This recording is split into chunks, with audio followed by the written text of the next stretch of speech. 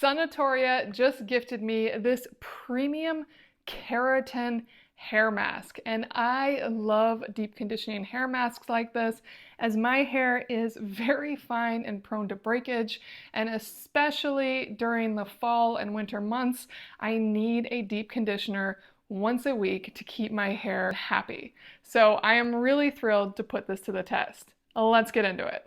Now, I know that my hair is happier with keratin-based products, but this one is not just keratin, it also has vitamin E, omega-3, and omega-9 in it.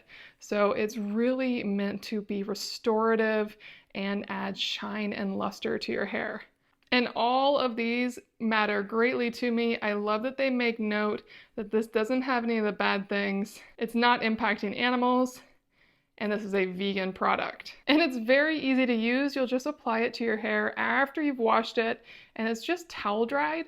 And then you want to wrap your head in a hot towel and wait 5 to 10 minutes and then rinse thoroughly. And it smells fantastic. It is a really impressive, very moisturizing, hydrating, thick conditioning cream.